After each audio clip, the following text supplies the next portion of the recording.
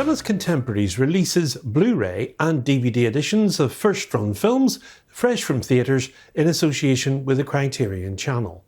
And La Bête, or The Beast, is the most recent film from the French director Bertrand Bonello. His filmography is quickly growing, from his first feature he made back in 1996, Who I Am, Qui Je Suis, to the more recent Coma and Dame in 2022. Now he brings us one of his most accomplished pieces to date, starring Seydoux and George Mackay. The Beast is about artificial intelligence and what it could end up meaning to us in the not-too-distant future.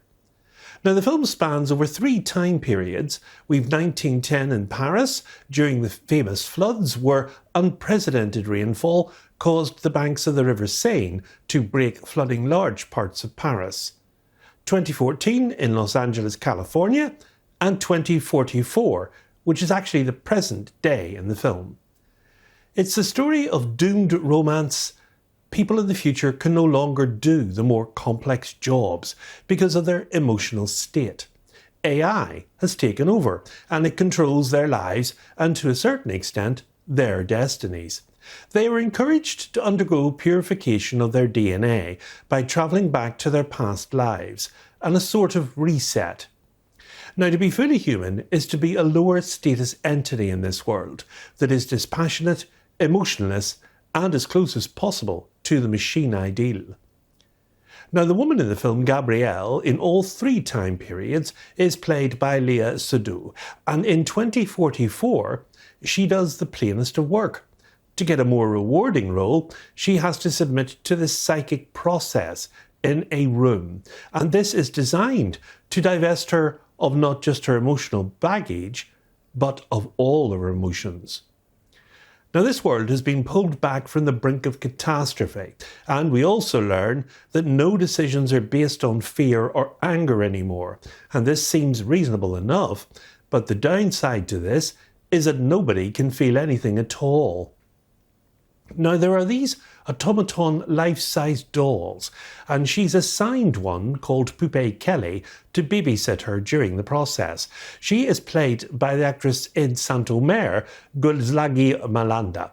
Gabrielle's first-time sojourn is to 1910, where she encounters George Mackay as Louis, a young man who flirts with her as the early 20th century business owner.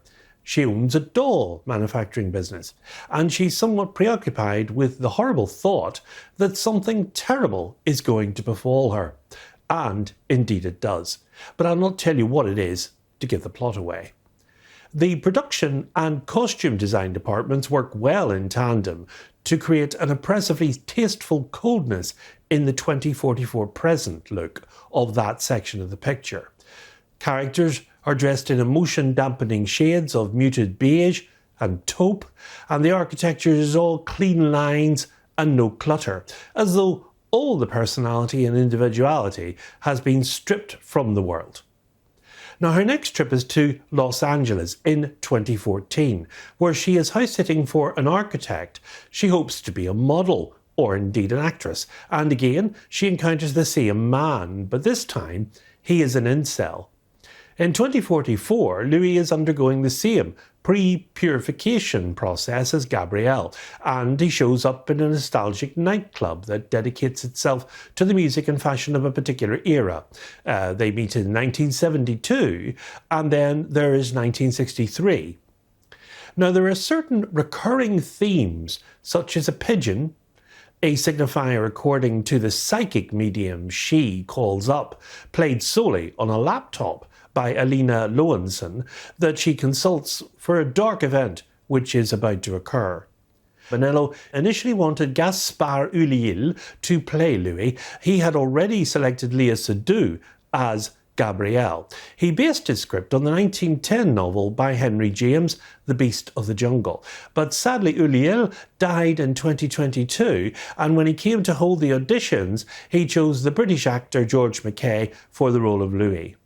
Now, George learned French as the film required dialogue to be spoken in both French and English.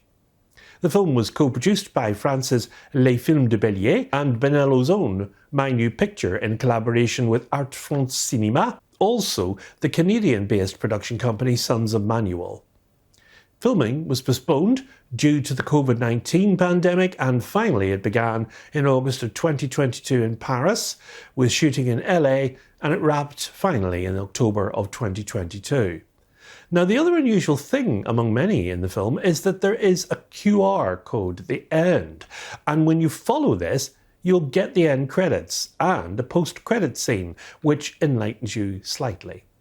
Now, Bonello made this decision to do this during the editing process because he wanted to evoke the brutality of old films that ended without credits, and because it fitted well with the dehumanization of the film at that moment in 2044.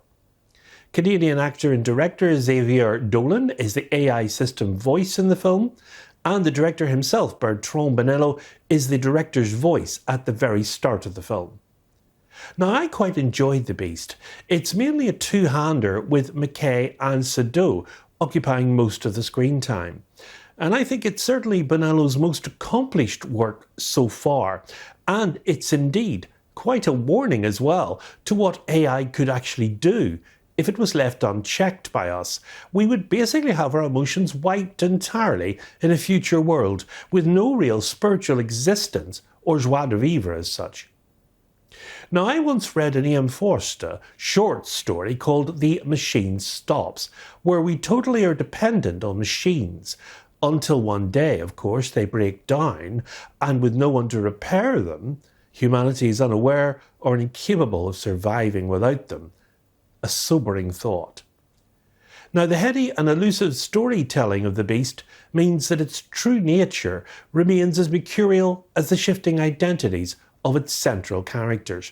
But if there is a monster lurking in the shadows of these three linked stories, that's the shapeless, paralysing fear that prevents each version of Gabrielle and Louis from accepting and living their truth.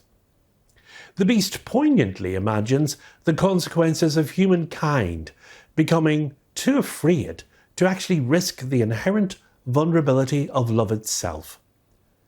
Now, the film has a running time of 147 minutes, and it's in two separate aspect ratios. So we have the 185:1 aspect ratio, filmed in beautiful 35mm, and that's the Paris scenes, and then 133:1 that serves to denote the present. It's always in that aspect ratio, and it is in French with subtitles and English. We also have a Meet the Filmmakers feature on the disc with the director himself and a trailer, and for those in the UK, it's available, sadly without those extras, on Blu-ray. And next time on Let's Talk Criterion, we'll be looking at the 4K upgrade of the ultimate film about the work of filmmaking legend Federico Fellini. That's, of course, his film 8½. So until then, from me, it's goodbye, and above all, good Criterion viewing.